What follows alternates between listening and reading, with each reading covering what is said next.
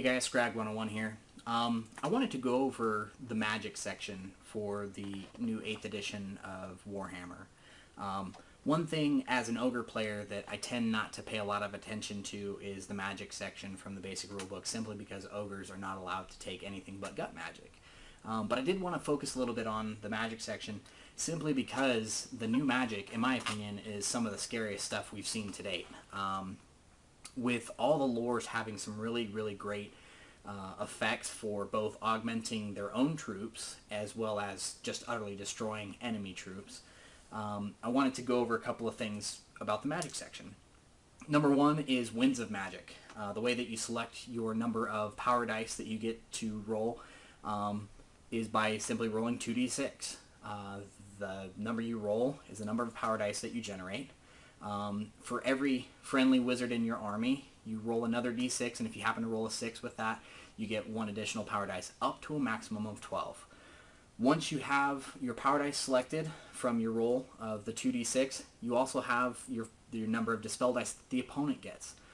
That number is the highest dice rolled of those two. That's given to your opponent. So for example, if you rolled a 6 and a 1, you as the rolling player get 7 power dice.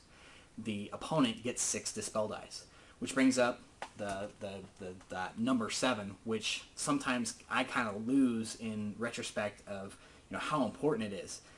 The most common number rolled is 7, but there are multiple combinations to achieve that number. You could have 6-1, 3-4, 5-2, such and such. Okay, so the most common number we're going to see is 7, but 7 isn't always the same. You could have 6 dispel dice to their 7 power dice, or you could have 4 dispel dice to that guy's 7 power dice. So the number can vary quite a bit.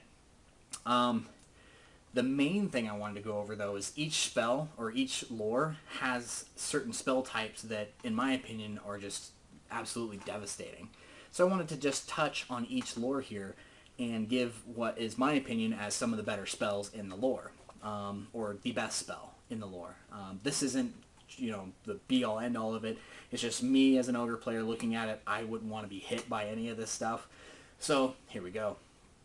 Start off, Lore of Fire. My favorite spell out of the whole Lore of Fire happens to be the signature spell. And the scary thing about a signature spell is that you could have multiple mages in the army casting that spell. The benefit to this spell is it's only a 5+ starting cast value. At 5+, you get d6 worth of strength 4 hits. If you want to, and this is one of the cooler things about this spell, you can increase the value, or the casting value, to a 10. If you do so, you get 2d6 worth of strength 4 hits. And one of the coolest things about this spell is that you can actually take it up a 3rd level. You can go to level 3, which gives you an 18+ casting, but you can now get 3d6 worth of strength 4 hits. That's a ton of strength 4 hits, and I wouldn't want any of my Ogres taking those hits because we don't have good armor saves, and any armor saves we do get negated pretty quick by that strength 4. Potentially pretty scary. And at an 18+, they're going to be throwing a lot of dice at it. Yeah, the bad thing is I'm going to have to use all my dispel dice to try to stop it, but the chances are he's going to get a double 6 when he throws 4 or 5 dice at that thing. Double 6. It's going to go off, irresistible force. I'm not going to be able to stop it. He's just going to nail my unit and just, clean me out with a new one. Lore of Beast. The Lore of Beast, my favorite one on this one, just happens to be the signature spell again. I'm not too amped up about the Lore of Beast. I'm not really afraid of it. The Bolt Thrower spell that's in here is kind of nasty, but I'm not super worried about it. The signature spell is a 10+ to cast, so it's not something you're going to do very easily. You're going to have to throw a couple dice at it. And the effects are okay. It gives you +1 strength, +1 toughness. If the wizard wants to, he can choose to increase the range of the spell to 24 inches. Again, it's one of those things that I look at and I go, nothing really in the Lore of Beast surprises me. It's not too scary. Lore of Metal. Lore of Metal as an Ogre, not particularly scary, but a lot of armies out there really need to watch out for this one.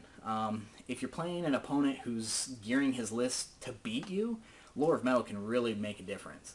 If I was a wizard fighting against, say, an Empire army, a Chaos army, Lore of Metal might be a definite consideration for which lore I'm going to choose for my wizard to pick spells from.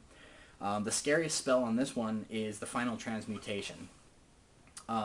It's a casting level of 15, but it basically, the Lore of Metal, the way that its strengths work is whatever your armor save is the strength of the magic missile or the effect that hits you.